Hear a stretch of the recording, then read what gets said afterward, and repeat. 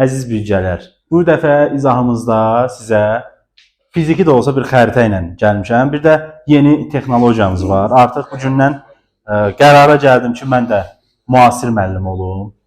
Bəli, bu gündən etibarən mən də başlayacağam belə işlərlə məşğul olmağa. Və ilk olaraq açılışı bu şəhadət çubuğu ilə edirik. Bunun adı şəhadət çubuğudur.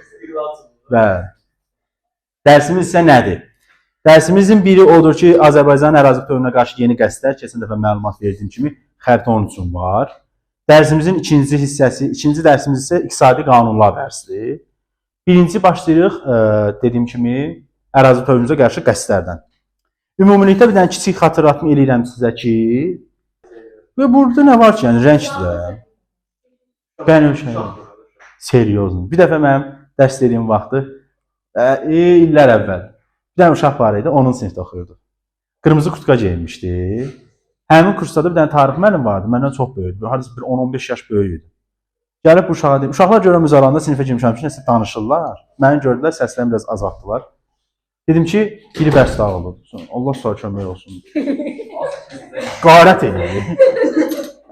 Uşaqdan soruşuram, deyir ki, bəs filankəs müəllim bizə deyir ki, nə koftada, kutkadı geyinmişsən, qırmızı kişi rəngi deyil. Bu birisi qayıt verdim. Mən burada olsaydım müəllimə deyərdim ki, bəs bizim damarımızda qan qırmızı axmır. Baxdım bunlara. Dedim, elə sizin ki, uşağa elə müəllim yaxşıdır. Eyni ağıldasınız elə. İndi bu bənövşəyi rəngi nə seriozlu rəng adlandırılır, yəni qeyri-ciddi. Amma mənim bənövşə rəngdən xoşum gəlir. Əvvəllər bir dənə də bənövşə rəngdə köynəyim vardı. At yerinə də geyindim, it yerinə də geyindim, ağda cırırdı. Deməli dostlar, girişdə, ümumiyyətlə, siftə onu deyirik ki, Azərbaycan torpaqlarından, Sovetləşmədən sonra Azərbaycan torpaqlarından Ermənistanı şinikləndirmək üçün istifadə olunurdu. Ümumilikdə bu gördüyünüz Azərbaycan ərazisi, bu gördüyünüz isə Ermənistan ərazisidir və Azərbaycanın qərb sərhədləri tək Ermənistana verilməmişdir, düzdür, amma yenə də Azərbaycanın qərb sərhədlərindən Ermənistana torpaqlar güzəştə gedilmişdir. Birinci növbədə tarixi cəhətdən çıxış eləsək, buraya 1920 yazmışam nəsə. 1920-ci ildə, avqust ayında qərar verilir, Rusiyanın öz qərarına görə. Baxın, əraziləri göstərirəm ki, 100% xəritədə bunlar düşəcək. İndi xəritədə tam düşən hissə təqribi bu hissə.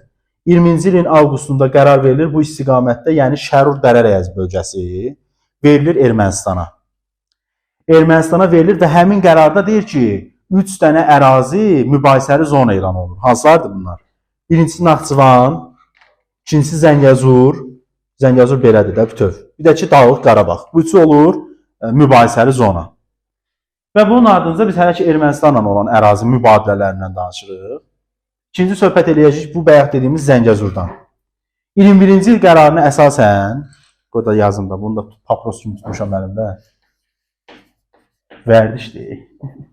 Qoymayın, Allah lənət eləsin sağ. Bu Zəngəzurun iki hissəyə bölür. Şərqi Zəngəzur, Qərbi Zəngəzur. Elə onda bölünür. 21-ci il qərarına əsasən yayda. Və Şərqi Zəngəzur deyilir, həm də yuxarı Zəngəzur deyilən ərazi bu hissə verilir Ermənistana, daha doğrusu Qərbi Zəngəzur. Şərqi Zəngəzur isə dəsən səhv dedim. Bura Qərbi Zəngəzurdur.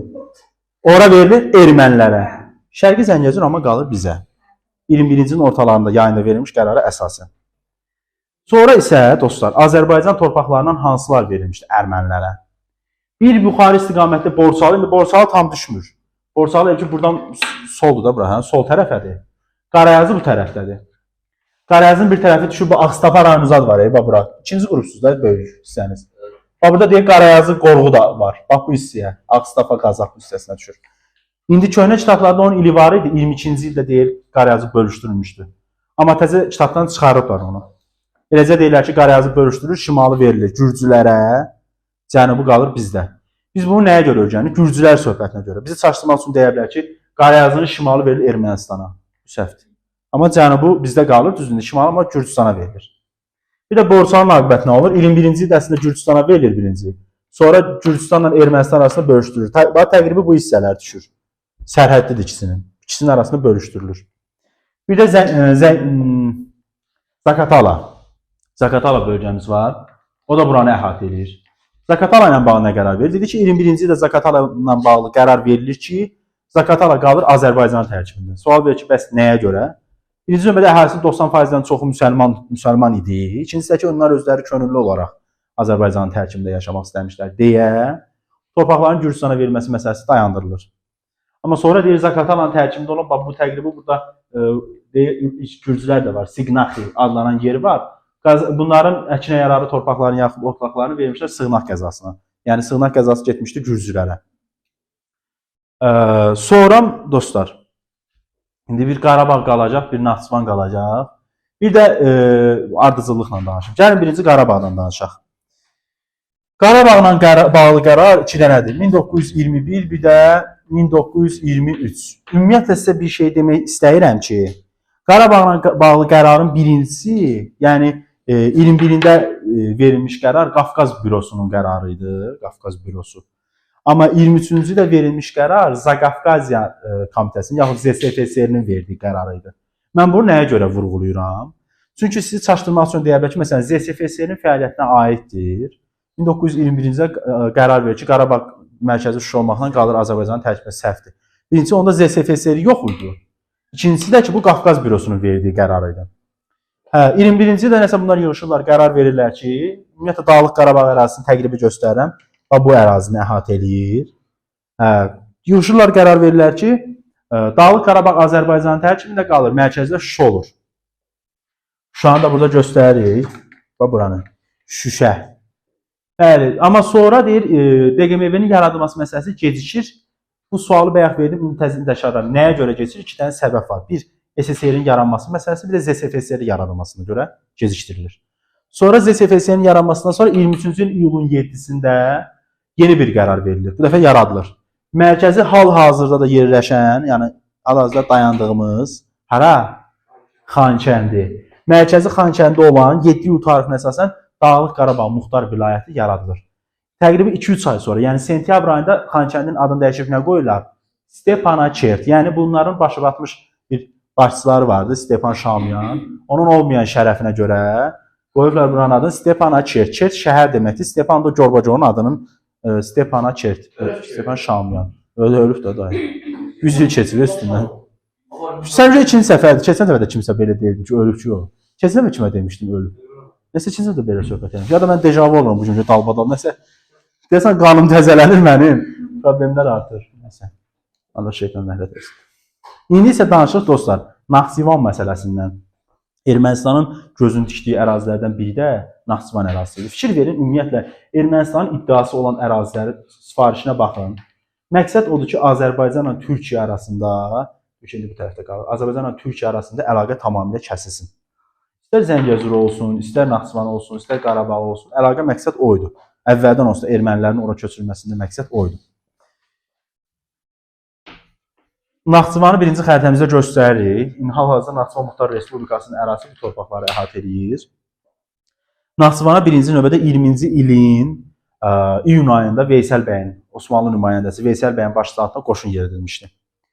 Bu qırmızılar bunu eşidəndən sonra 20-ci ilin iyul ayında bunlar da qoşun yeridilər və 20-ci ilin avqustunda Naxçıvanda qərar verirlər ki, Moskva sazişi imzalanır. Növbəti saziş imzalanana qədər hər iki tərəfin qoşunları burada qalacaq. Ondan sonra Naxçıvanla bağlı dostlar 1921-ci ildə 2 dənə müqavilə imzalanıb. Müqavilələrin şərt yoxdur demək olar ki, 2 dənə cümlə var orada. Adları əzbərdir. 21-in martında imzalanmışdı Moskva müqaviləsi, 21-in oktyabrında imzalanmışdı Qars müqaviləsi. Moskva müqaviləsi Türkiyə ilə Rusiya arasında imzalanır və biz də Rusiyanın tərkibində gedirik də burada. Güya.